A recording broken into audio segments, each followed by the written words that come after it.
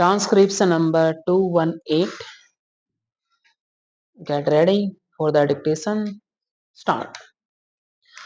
Mr. Chairman, the subject matter of this bill is very interesting in the sense that it deals with certain institutions and institutional arrangements that have got a long history.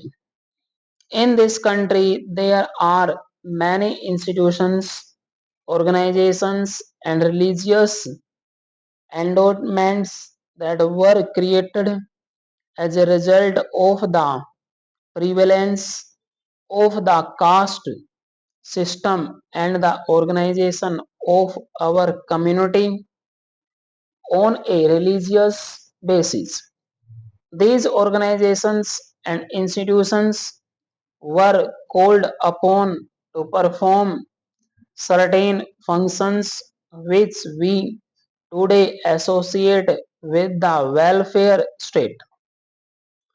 There was a time, sir, in the history of our nation when it was these religious organizations and institutions that undertook to discharge certain functions like imparting education to those who were not in a position either to pay for that education or were not in a position to go to the education institutions for certain family reasons.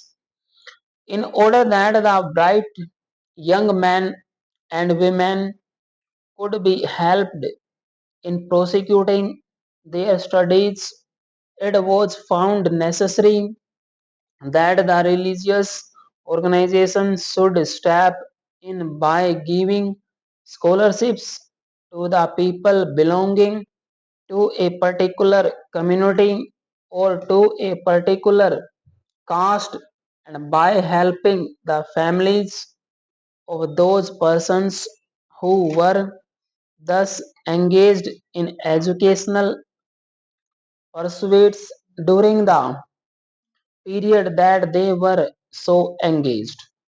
Similarly, when the poor families were not in a position to make two ends meet, the same religious endowments and other institutions and organizations stepped in to help these families. In this way, a large number of activities were undertaken by these charitable organizations and institutions at a time when the state was not prepared to undertake these responsibilities on its own shoulders. The question that now arises is whether we have reached a stage wherein it is possible for the state to step in and to undertake these very activities so that these religious organizations and institutions might not have to perform those functions. Connected therewith is also the question of whether the government should give its patronage to these organizations and institutions or whether the government should allow these organizations and institutions to function on their own. The bill only deals with the second part of the question, but the determination of the issue depends to a very great extent on what we consider to be our answer to the first part also. It is now well known that we have adopted the principle of the welfare state and that we now look up to the state to go to the help of the needy citizen in some of his needs that are so very urgent and important, and the fulfillment of which is considered to be so necessary from the point of view not only of the welfare of the individual but of the stability of the community also. And it is on this principle that we expect the state to undertake and discharge these functions.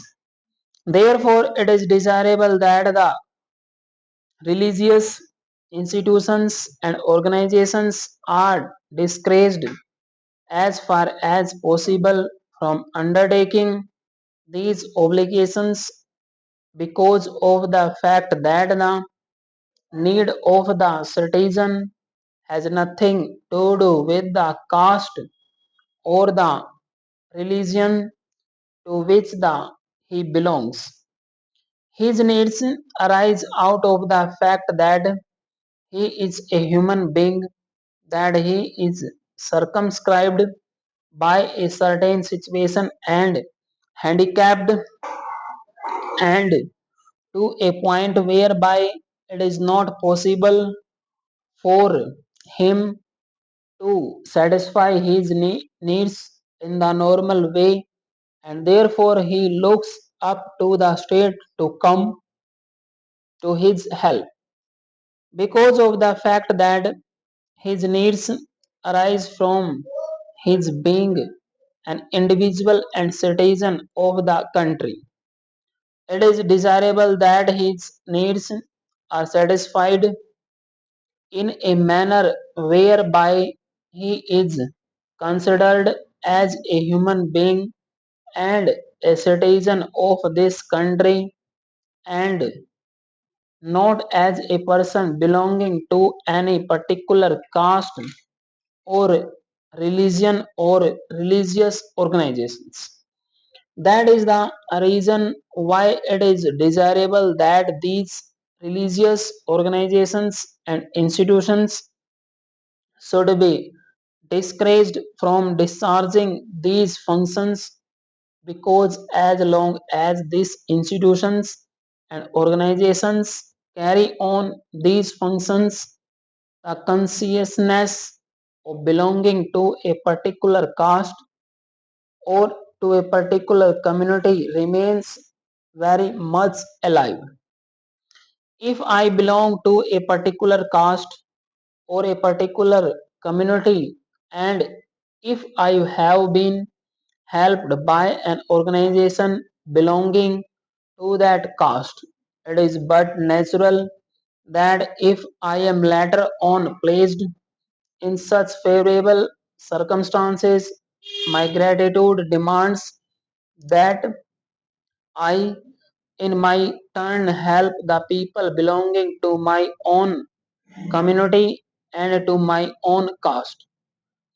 In this way, the consciousness of caste and community persists, which we have now begun to realize has done untold harm to our country.